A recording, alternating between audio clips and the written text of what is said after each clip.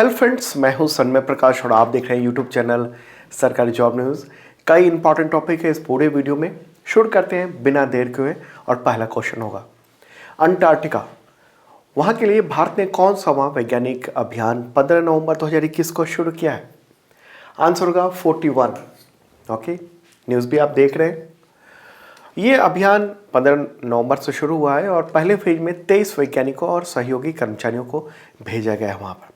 तो अंटार्कटिका में कहाँ भेजा गया है? तो वहाँ पर इंडियन स्टेशन है, अंटार्कटिका स्टेशन, उसका नाम है मैत्री। तो इस स्टेशन पर भेजा गया। कई स्टेशन है, आगे मैं बताता हूँ। तो यहाँ पर जनवरी 2022 के बीच में भारतीय वैज्ञानिकों के 4 और बैच वहाँ पर पहुँच जाएंगे। अभी एक बैच वहाँ पर गया है। टोटल 48 मेंबर की टीम है और उसका नेतृत्व ध्रुवीय और महासागर अनुसंधान केंद्र के वैज्ञानिक डॉक्टर शैलेंद्र सैनी कर रहे हैं। ओके, तो अंटार्कटिका, उसकी बात कर लूँ। अंटार्कटिका कहाँ पर है? तो हमारे दक्षिणी ध्रुव पे है। ये मैप देख रहे हैं, ये अर्थ है और प्यारा भारत है सामने। यहाँ से जब हम इस तरफ चलेंगे दक्षिणी ध्रुव पर, तो यहाँ रहा ये अंटार्कटिका। तो यहीं पर इंडिया ने भारतीय अंटार्कटिका कार्यक्रम चलाया हुआ है 1981 से ही, और अब तक 40 वैज्ञानिक अभियान पूरे हो चुके हैं वहाँ पर रिसर्च के, और अब 41 यानी 41वां अभियान शुरू हुआ है। वर्तमान में अंटार्कटिका में भारत के 3 अस्थायी रिसर्च बेस स्टेशन है, जिसका नाम दक्षिण गंगोत्री है, जिसको 1983 में शुरू किया गया था। दूसरा है मैत्री, जहाँ पर अभी टीम गई है, उसे 1988 में शुरू किया गया था। और तीसरा है भारती, जिसे 2012 में शुरू किया गया था। ओके, तो तीनों स्टेशन वहाँ पर चल रहे हैं और एक स्टेशन ये रहा। इंपॉर्टेंट क्वेश्चन है। चलिए आगे बढ़ते हैं, अगला क्वेश्चन लेते हैं। 17वां वार्षिक Kid Rights International Children's Peace Prize किसने जीता है? किन बच्चों ने जीता है? आंसर होगा विहान और नव अग्रवाल। ओके, ये दोनों भाई हैं, दिल्ली के रहने वाले हैं, और इन दोनों को ये अवार्ड किसने दिया है? तो नोबेल प्राइज़ विजेता कैलाश सत्यार्थी ने दिया है। ओके, उनके द्वारा दिए गए। और ये दोनों भाई हैं, फोटोग्राफ आप देख रहे हैं। इन्होंने क्या काम किया ऐसा जिससे इनको ये अवार्ड मिला है? तो दोनों भाइयों ने हजारों घरों, स्कूलों और ऑफिसेज से कचरों को अलग अलग उठाने के लिए एक 1 स्टेप ग्रीनर पहल की शुरुआत की, विकसित की। ओके, और ये अवार्ड मिला है, प्रेस्टिजियस अवार्ड माना जाता है। ये अवार्ड एम्स्टर्ड, जो नीदरलैंड में है, वहाँ का एक अंतर्राष्ट्रीय बाल अधिकार संगठन है, किड्स राइट्स, तो उसके द्वारा ये दिया जाता है। ऐसे बच्चों को दिया जाता है जो अधिकारों की वकालत करते हैं, अनाथ, बाल मजदूरों, HIV एड्स, ऐसे बच्चों जो कमज़ोर बच्चे हैं, उनके लिए बेहतर करने का काम करते हैं, योगदान करते हैं, उनको दिया जाता है ये अवार्ड। अगला क्वेश्चन लेते हैं। प्रधानमंत्री ने उत्तर प्रदेश के सुल्तानपुर जिले में पूर्वांचल एक्सप्रेसवे का उद्घाटन किया। तो ये कितना लंबा एक्सप्रेसवे है? इसका प्लान कितना लंबा है? आंसर होगा 341 किलोमीटर। ओके, पूर्वांचल एक्सप्रेसवे कहाँ से कहाँ तक है? तो लखनऊ, यानी राजधानी लखनऊ से गाजीपुर तक ये जाता है। कितनी लागत है इसकी? तो 22,500 करोड़ रुपए अनुमानित लागत है। और ख़ास बात है कि प्रधानमंत्री नरेंद्र मोदी इस एक्सप्रेसवे का उद्घाटन करने के लिए मिलिट्री ट्रांसपोर्ट एयरक्राफ्ट, तो इस एक्सप्रेसवे पर आपात स्थिति में इंडियन एयरफोर्स के लड़ाकू विमान की लैंडिंग हो सकेगी। टेक ऑफ करने के लिए 3.2 किलोमीटर लंबी हवाई पट्टी भी बनाई गई है। और इससे पहले हालांकि उत्तर प्रदेश में ही लखनऊ आगरा एक्सप्रेसवे पर 2017 में विमानों की लैंडिंग हो चुकी है। तो पूर्वांचल एक्सप्रेसवे है ये, आप देख रहे हैं फोटोग्राफ। और इस एक्सप्रेसवे को उत्तर प्रदेश के पूर्वी हिस्से को जोड़ा गया है लखनऊ से, जैसे लखनऊ, बाराबंकी, अमेठी, अयोध्या, सुल्तानपुर, अंबेडकर नगर, आजमगढ़, मऊ, गाजीपुर, इन सब को आर्थिक रूप से बढ़ावा देगा, ऐसा कहा गया है।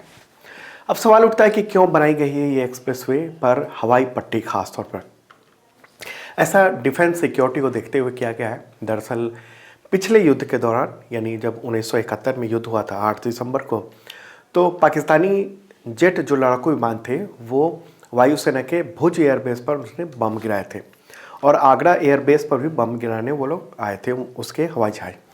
तो ऐसे में खासतौर पर भुज में एयरबेस पर रनवे बर्बाद हो गए थे। तो इसके मद्देनज़र देश में अलग अलग जगहों पर नेशनल हाईवे के कुछ हिस्सों को इमरजेंसी एयर स्ट्रिप के तौर पर डेवलप किया जा रहा है। वहाँ पर बुनियादी सुविधाएं भी एयरफोर्स रख रही है, जैसे मिनी रडार स्टेशन जो कि मूवेबल होगा, मोबाइल रडार सिस्टम होगा पूरा, उसको अस्थायी नहीं रखा जाएगा, लेकिन जब ज़रूरत हुई वहाँ पर रडार फिक्स हो जाएगा।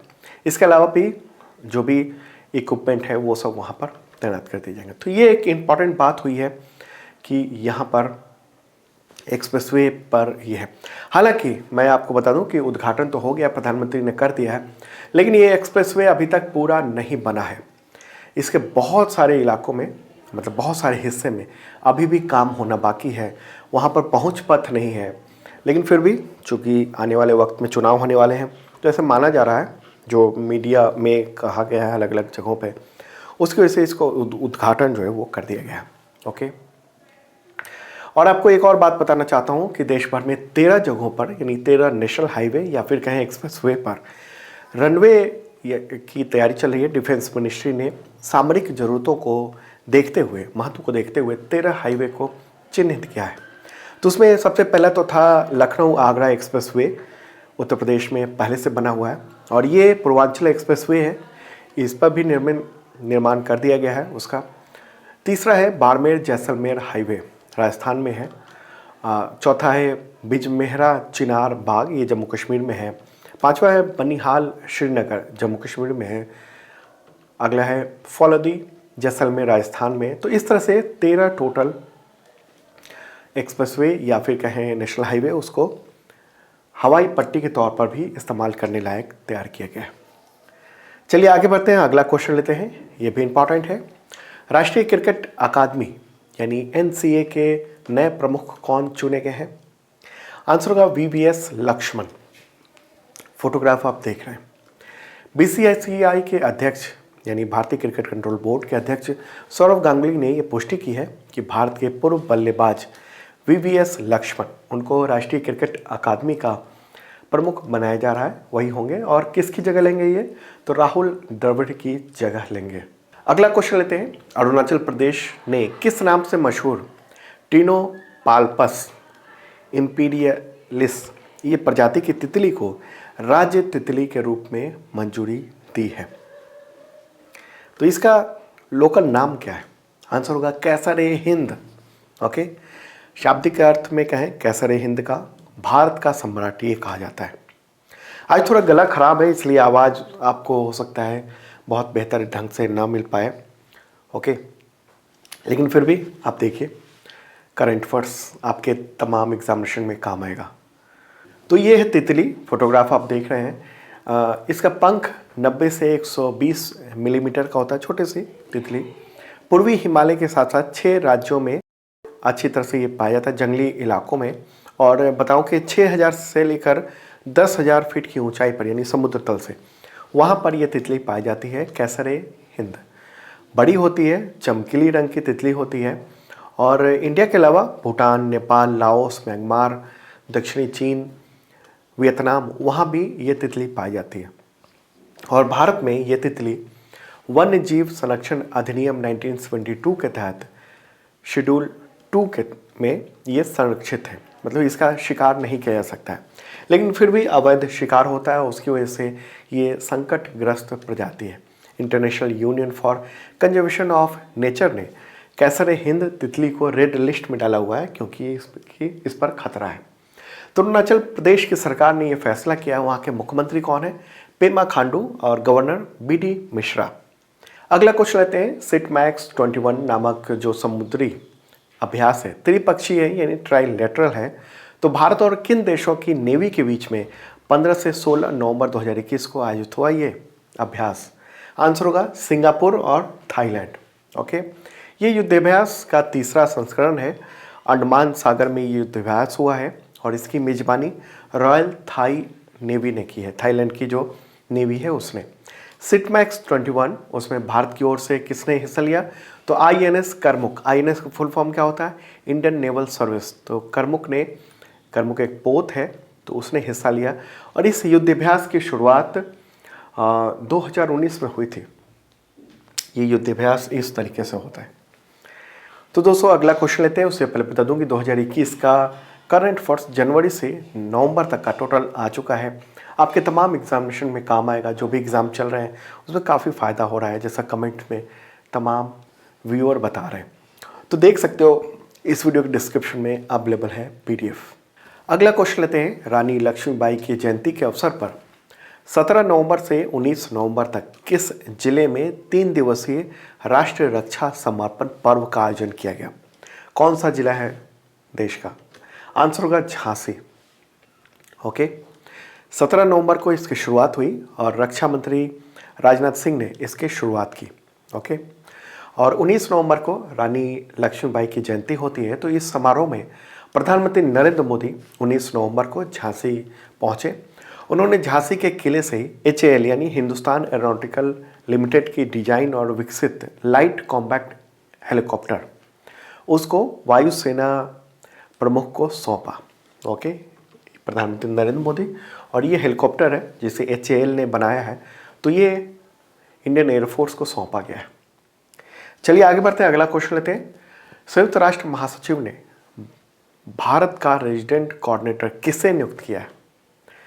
आंसर होगा शॉम्बी शॉर्प। ओके, वो सतत विकास विशेषज्ञ हैं यानी सस्टेनेबल डेवलपमेंट स्पेशलिस्ट हैं और अमेरिका से हैं, अमेरिकी हैं, और भारत में संयुक्त राष्ट्र की टीम का नेतृत्व करेंगे। शॉम्बी शॉर्प वो सतत विकास लक्ष्यों के बेहतरीन तरीके से उबारने के लिए यानी सस्टेनेबल डेवलपमेंट ग्रोथ के लिए भारत को बताएंगे और भारत में संयुक्त राष्ट्र की जो भी कार्यक्रम है वो एक तरह से उस पर नज़र भी रखेंगे। तो संयुक्त राष्ट्र की भी बात कर लें। स्थापना कब हुई थी? 24 अक्टूबर 1945 को। मुख्यालय न्यूयॉर्क में है, अमेरिका में। महासचिव कौन है? Antonio Guterres. अगला क्वेश्चन। भारत का पहला डिजिटल खाद्य संग्रहालय डिजिटल फूड म्यूजियम किस राज्य के तंजावुर जिले में लॉन्च किया गया है? कहाँ पर है? आंसर होगा तमिलनाडु।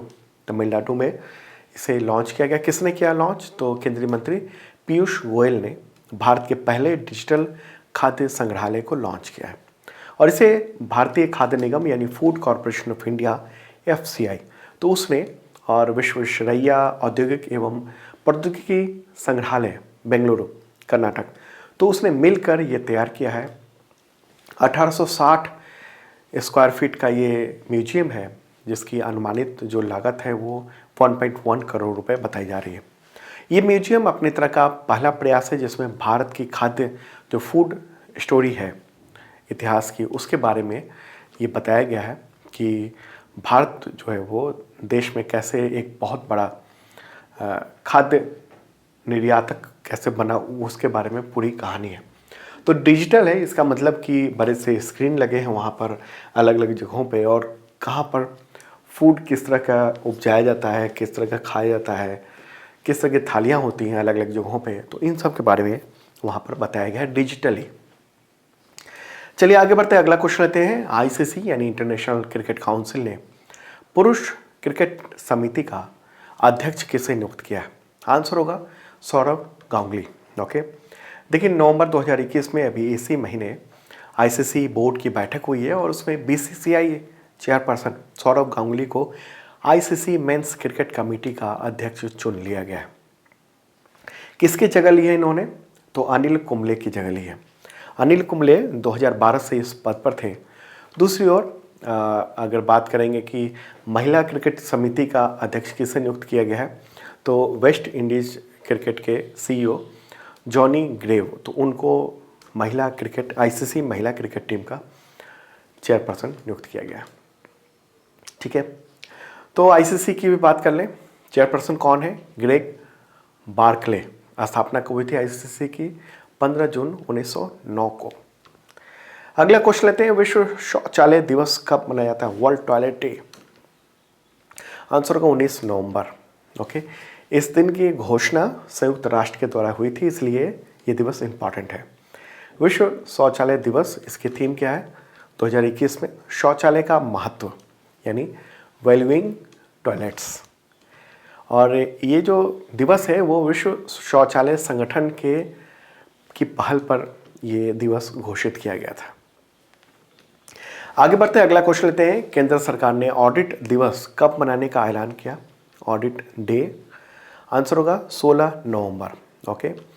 सीएजी जो है यानी नियंत्रक और महालेखा परीक्षक, तो उस संगठन के बेहतरीन योगदान और जो व्यक्ति होते हैं उस पद पर, उनको चिन्हित करने के लिए, उनके योगदान को, आज तक के इतिहास को चिन्हित करने के लिए ये दिवस की घोषणा की गई है केंद्र सरकार के द्वारा। तो अभी सीएजी कौन है? तो वो है जीसी मुर्मू। ओके। सीएजी जो है वो भारत में संवैधानिक प्राधिकरण है। सीएजी की रिपोर्ट आती है, ऑडिट रिपोर्ट, किसी भी योजनाओं की, अलग अलग सरकार के काम की, फंड की, तो उसको संसद या विधानसभा के पटल पर रखा जाता है। लोक लेखा समिति जो सदन की होती है वो इस पर डिस्कस करती है और फिर इसके सदन में भी बातचीत के लिए रखा जाता है। आगे बढ़ते हैं, अगला क्वेश्चन लेते हैं। वर्ल्ड सीओपीडी डे ये कब मनाया जाता है? आंसर होगा नवंबर के तीसरे बुधवार को। ओके। और 2021 में कब मनाया गया? तो 17 नवंबर को ये मनाया गया। तो थीम क्या थी इसकी? Healthy lungs never more important. COPD का फुल फॉर्म क्या होता है? फुल फॉर्म होता है क्रॉनिक ऑब्स्ट्रक्टिव पल्मोनरी डिजीज़। ये क्या बीमारी है? तो फेफड़ों की बीमारी है जो एयर फ्लो उसको डिफ़िकल्ट बनाती है और इससे सांस लेने में बहुत दिक्कत हो जाती है। फेफड़े में जो बहुत सारी जो सांस लेने के तंत्र हैं, यानी ऑक्सीजन को ग्रहण करने के जो तंत्र हैं, उसकी जो नलियां हैं वो सिकुड़ जाती हैं। तो इसी से इस बीमारी को कहते हैं सीओपीडी। तो उससे सांस पूरा जो मरीज है वो नहीं ले पाता है, उसकी स्थिति खराब होने लगती है। और बहुत बड़ी आबादी है जो इस समस्या से परेशान है। अगला क्वेश्चन लेते हैं, राष्ट्रीय प्रेस दिवस कब मनाया जाता है? National press day. आंसर होगा 16 नवंबर।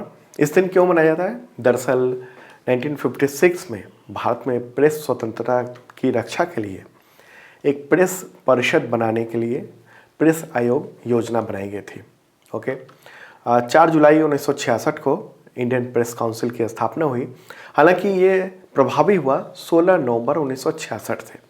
तो इसलिए 16 नवंबर को ये दिवस मनाया जाता है, भारतीय प्रेस दिवस। तो इंडियन प्रेस काउंसिल की बात कर लें, मुख्यालय कहाँ है? दिल्ली में। चेयरपर्सन कौन है अभी इंडियन प्रेस काउंसिल के? तो जस्टिस चंद्रमौली कुमार प्रसाद।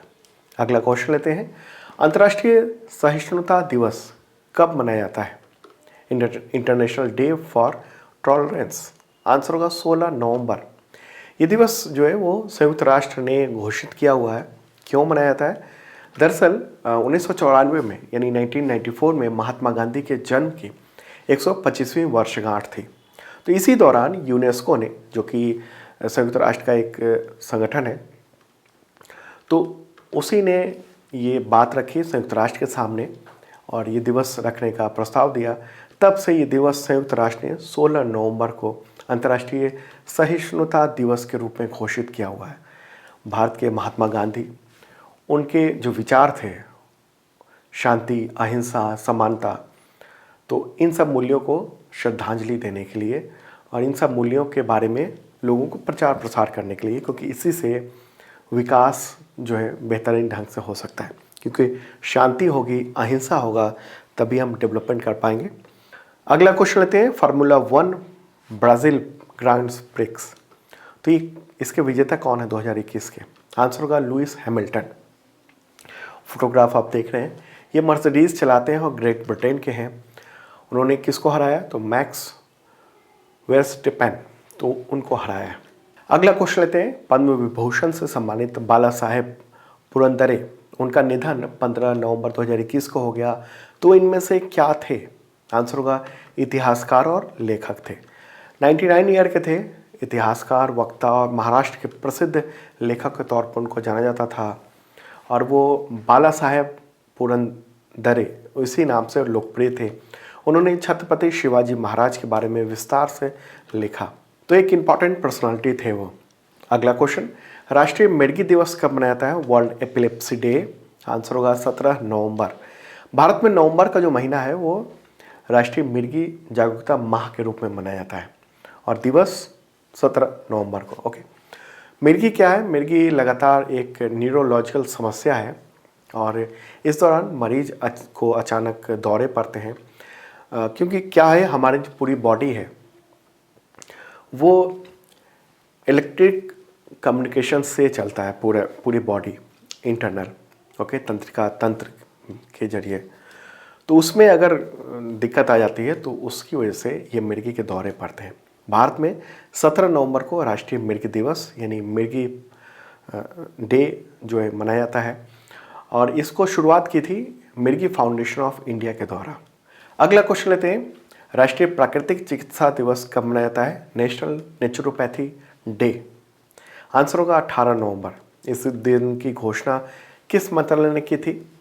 तो 18 नवंबर 2018 को की थी आयुष मंत्रालय ने। ओके, अगला क्वेश्चन लेते हैं, विश्व दर्शन दिवस कब मनाया जाता है? World philosophy day. आंसर होगा नवंबर के तीसरे गुरुवार को। इस दिवस की घोषणा किसने की हुई है? यूनेस्को के द्वारा।